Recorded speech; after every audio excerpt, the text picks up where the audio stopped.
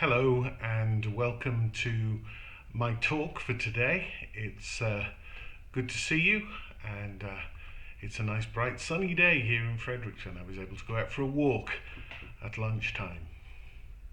Years ago, when I was doing evangelistic talks in the open air, one of the props I used was a chair.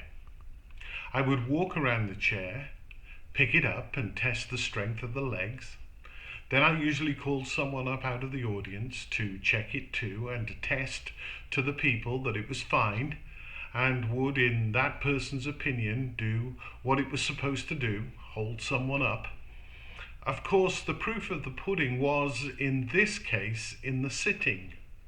Someone had to sit down on the chair to prove it held their weight. I would call out an audience member and explain to them that they were engaged in an act of faith.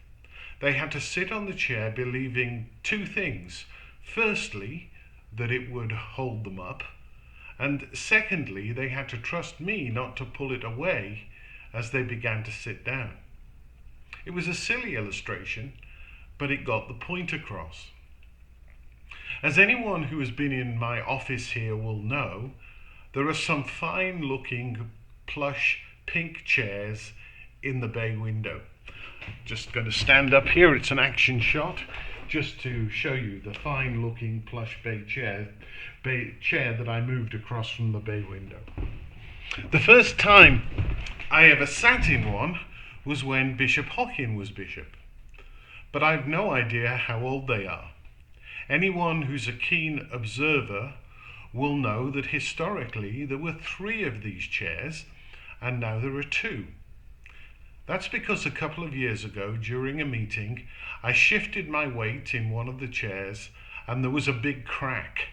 The front leg had broken off and it was as much as I could do not to fall on the floor or be stabbed in the leg by a jagged piece of wood. This incident caused great amusement to everyone present, including me, but it was quite a shock. The reason I recalled this incident today is because I am here in Synod office looking at the 2 remaining chairs. The whole thing made me think about faith. In the Bible, we often talk about putting our faith in God or in Jesus, and that's something I recommend.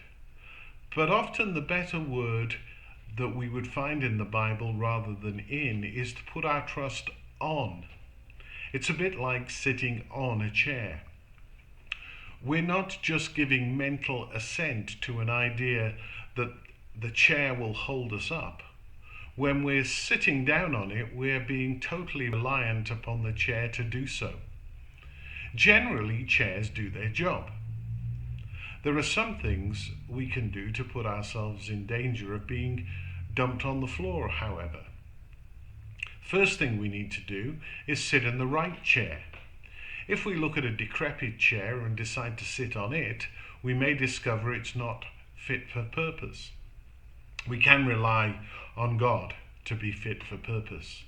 Another thing we can do is to stop the chair from doing its job. In my case, my wriggling about on the chair meant that I stopped it from holding me up. We can sometimes do things which God would not have us do, and we know that, and then what we tend to do is to blame God when things go wrong. In the Bible, in the book of Hebrews, we're reminded about the nature of faith. Faith is the hope of things unseen. Hebrews 11 and verse 1. Once again, thank you very much for being here today and for listening. I hope that you have a good day.